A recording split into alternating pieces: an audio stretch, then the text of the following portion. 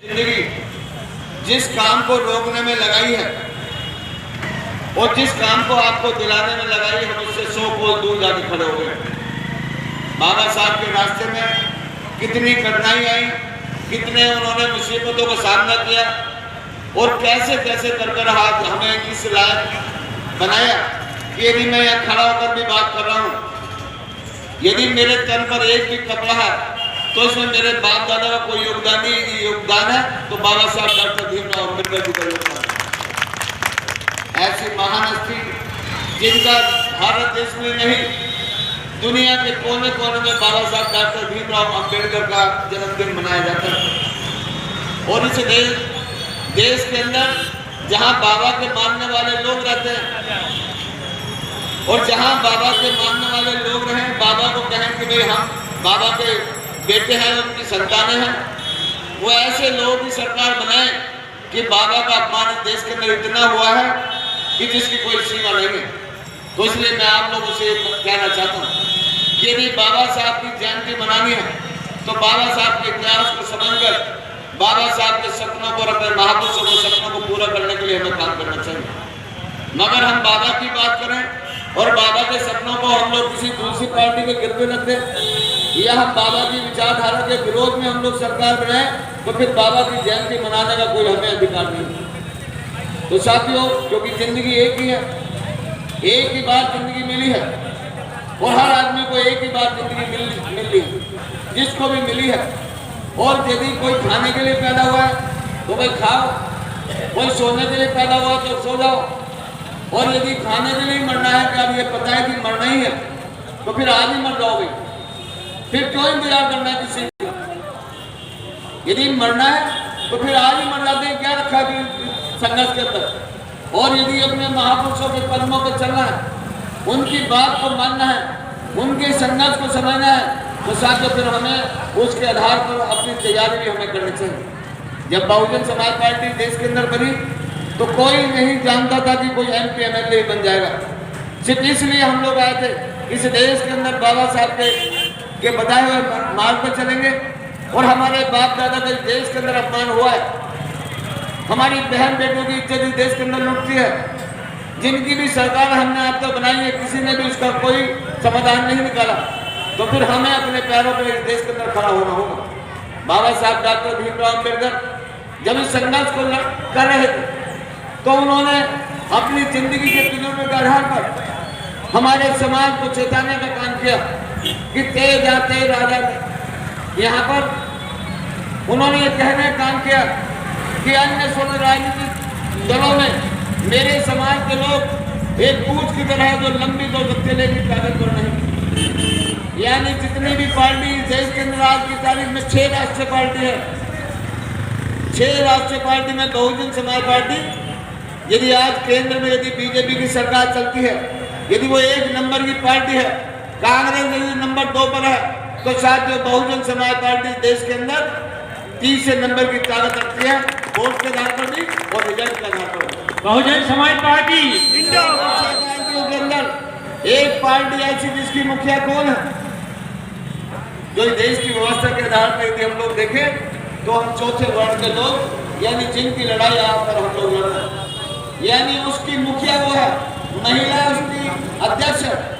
और यहाँ पर दूसरे लोगों ने पार्टी बनाई, चाहे वो मुलायम सिंह यादव हो, चाहे वो लालू प्रसाद यादव हो, चाहे नीतीश हो, चाहे ममता बनर्जी हो, चाहे और कितने बनर्जी हो, कोई भी राष्ट्रीय पार्टी नहीं बना पाया।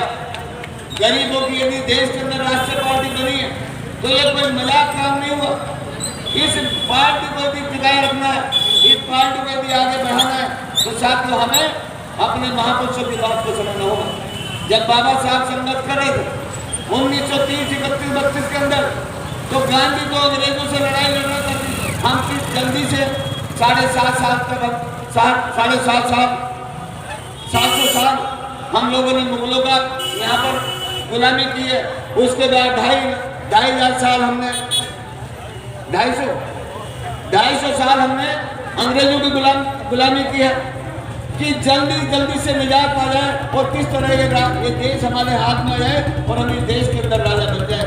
मगर उसी समय बाबा साहब डॉक्टर भीमराव अम्बेडकर ये लड़ाई लड़ रहे थे कि मैं गरीबों को कैसे जल्दी से जल्दी इस देश का राजा बनाने की बात करूं कि एक गरीब के बेटे भी देश के अंदर राजा बन जाए। तो उस समय बाबा साहब आपकी वोट के अधिकार के लिए लड़ाई लड़ते थे। जब बाबा साहब वोट के लड़ाई के लिए लड़ाई लड़ रहे थे तो उस समय गांधी नेहरू सरदार पटेल सब उनके खिलाफ में खड़े थे। वो नहीं चाहते थे कि देश के अंदर गरीब के बेटे राजा बने या इनको कोई ऐसा अधिकार मिल जाए जिससे अपना राजा बना ले। मगर साहब तो बाबा साहब ने फिर भी हिम्मत नहीं हारी और अंग्रेजों से ये जो कुछ भी आपको दिया है, आज़ादी से पहले अंग्रेजों ने आपको दिया और आज़ादी के बाद इस देश के अंदर बाबा साहब ने उनकी बुद्धिमत्ता के आधार पर इस देश के संविधान के अधिकार के आधार पर आपको इस देश का अधिकार देने का काम किया। मगर साथियों हम लोगों ने उन अधिकारों की आज तक कीमत नहीं समझी। जब बाबा साहब वोट के अधिकार की बात कर रहे थे कि 1 मैन 1 वैल्यू के आधार पर देश के अंदर हम लोग इस समाज को तैयार करने का काम करें, यानी हर आदमी की एक कीमत होनी चाहिए, सामाजिक स्तर पर भी, आर्थिक स्तर पर भी, धार्मिक स्तर पर भी और राजनीतिक स्तर पर भी। जीते जी बाबा साहब डॉक्टर भीमराव अम्बेडकर जी आपको वोट के आधार पर 1 वोट 1 वैल्यू के आधार पर आपको इस देश के अंदर एक वोट की कीमत एक के आधार पर, चाहे एक गरीब का बेटा हो, चाहे वो निचले पायदान पर रहता हो, चाहे देश का प्रधानमंत्री बन जाए, चाहे कोई टाटा अंबानी कोई बन जाए, आपको इस देश के अंदर सबके एक वोट का एक अधिकार देके गए नहीं गए। मगर साथियों हम लोगों ने वोट के बाद भी जब बाबा साहब ने कहा कि कांग्रेस की कभी चवन्नी भर के भी आप मेंबर मत बनना, कांग्रेस वो चलता हुआ जहाज है, जो भी इसके अंदर बैठेगा वो भस्म हो जाएगा। हमने इतनी बाबा की बात मानी कि साथियों बाबा साहब की बात मानी कि हमने 50 साल तक देश के अंदर कांग्रेस की सरकार चलाई नहीं चलाई। यदि हम बाबा साहब की बात को मानने वाले लोग हैं तो फिर हमने बाबा साहब की बात कहाँ मानी? यदि बाबा साहब की बात उसी समय मान जाते तो साथियों हो सकता था बाबा साहब ने अपनी पार्टी बनाई थी और अपनी पार्टी बनाकर उन्होंने चुनाव उस समय लड़ा था। मगर इन लोगों ने बाबा को साथियों वहां जीतने नहीं थे और साथियों यहाँ तक कह दिया कि हम देखते कि अम्बेडकर कैसे पार्लियामेंट के अंदर पहुंचा। तो साथियों उस समय बाबा साहब को जिताने के लिए जयसूर और खुलना के लोगों ने, साथियों चांडाल बिरादरी के जो लोग थे उन्होंने बाबा साहब डॉक्टर भीमराव अम्बेडकर को और मुस्लिम लीग के लोगों ने उस समय बाबा साहब डॉक्टर भीमराव अम्बेडकर को जयसूर और खुलना से साथियों जिताकर भेज दिया। मगर साथियों उसी समय देश का बंटवारा हुआ।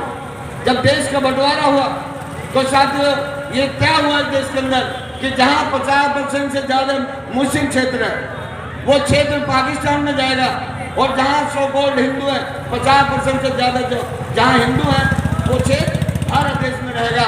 मगर साथियों जयसूर और खुलना में 75% सो कॉल्ड हिंदू लोग रहते थे। मगर साथियों क्षेत्र को जानबूझकर, क्योंकि इन्हें पता था कि जिस अम्बेडकर को हम पार्लियामेंट में घुसने की बात नहीं कर रहे थे, हमने सारे खिड़की और दरवाजे बंद कर दिए थे, इन्हीं जयसूर और खुलना के लोगों ने बाबा साहब को जिताकर पार्लियामेंट में भेज दिया। तो साथियों उस समय इन लोगों ने उसको सजा देने के लिए उस क्षेत्र को कहाँ भेज दिया? उसे पाकिस्तान के अंदर भेज दिया। और बाबा साहब कहाँ के एमपी बन गए? पाकिस्तान के एमपी बन गए। जब पाकिस्तान के एमपी बने तो साथियों बाबा साहब फिर अंग्रेजों के पास गए। उन्होंने कहा गांधी नेहरू ने मेरे साथ फिर चल कर दिया, मेरे